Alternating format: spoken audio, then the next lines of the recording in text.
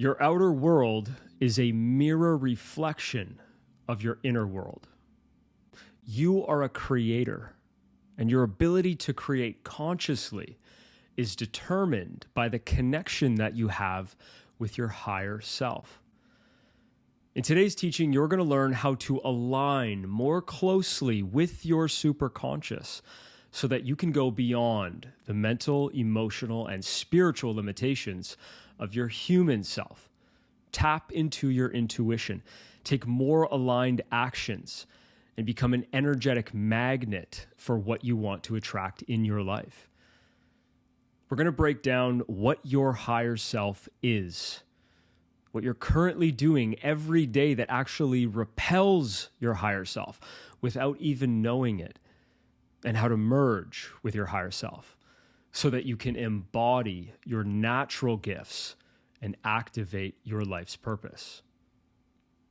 At the end of this teaching, you'll have full clarity on how to free yourself from the limitations of your human self and move forward in life with ease, joy, and flow. Your higher self is your true self. It's the purest expression of your essence. Your higher self doesn't suffer. It doesn't hold on to limiting beliefs or emotional baggage. It doesn't hold grievances or feel separated by race, religion, or politics. It doesn't have regrets. It's not triggered into anger. And it doesn't doubt your ability to achieve whatever you want or limit your potential. It's not bothered by the expectations of your family or society. So if the higher self is who you naturally are, then why are so few people creating the life that they truly want? The answer is simple: mental and emotional conditioning. It's this conditioning that causes us to forget who and what we truly are and temporarily disconnect from it. It's the conditioning that causes us to think that all we are is human. And when we think of ourselves as only human, we automatically limit ourselves. When I was in school, I developed beliefs that caused me to think that I was not good enough, which led to behaviors like procrastination. These beliefs were compounded and energized by trapped emotions like unworthiness, guilt, or anxiety.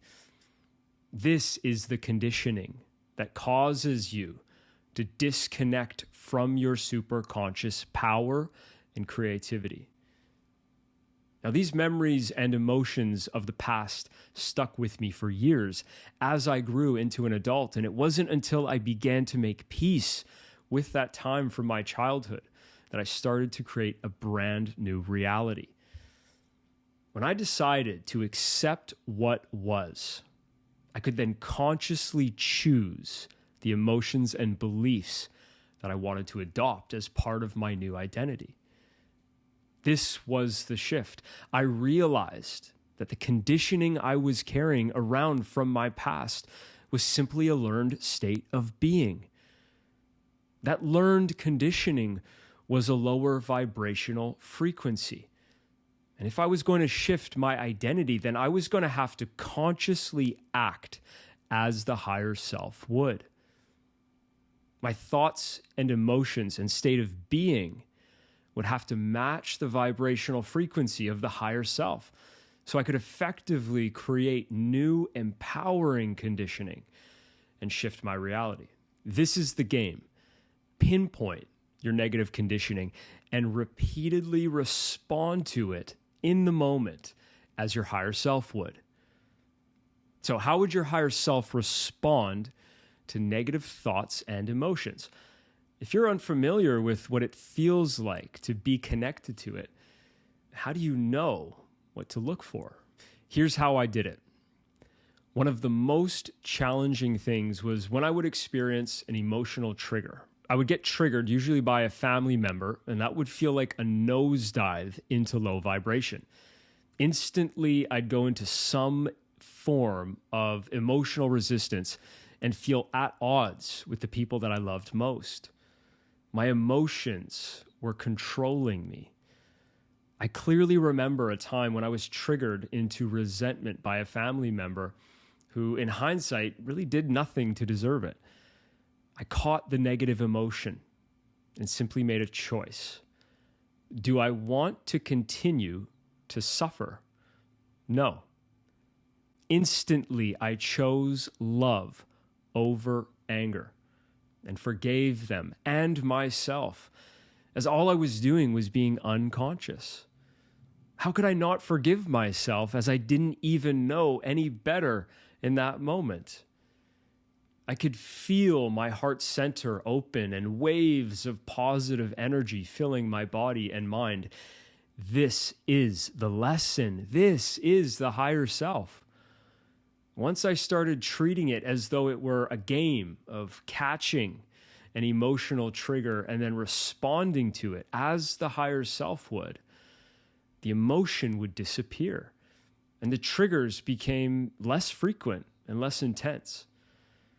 Your higher self knows exactly what your purpose is and how to live it effortlessly. It's through your higher emotions that you can sense it. You see, it's actually communicating with you each and every day. And oftentimes, the easiest way to notice this communication is through your feelings.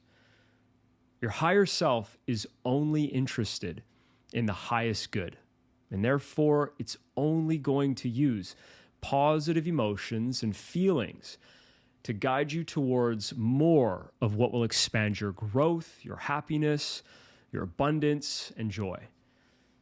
When you are feeling these higher emotions, you're feeling the higher self within you in that very moment. You've aligned with it. It's taken charge, so to speak, of your human self and is now guiding your thoughts, ideas, and actions through this higher energy field. Your purpose in this life begins to naturally open up as a consequence of this connection. Your purpose exists in the higher energies of power, not in the lower vibrations of force. This is the practice. Develop your connection with your higher self by consciously choosing to relate to life as your higher self would.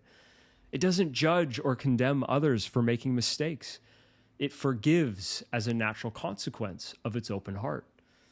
It doesn't hold on to the past with guilt or shame. It embraces the joy of the present moment with gratitude. This is who you naturally are, no matter how often you may feel this way. This is your natural state of being, and this is why naturalness feels so good. It's where your unique gifts and your talents lie dormant, waiting to be activated and shared with the world. Your higher self thrives in the levels of power consciousness. And in the next video, I'm going to break down how to end a victim mindset and activate empowerment.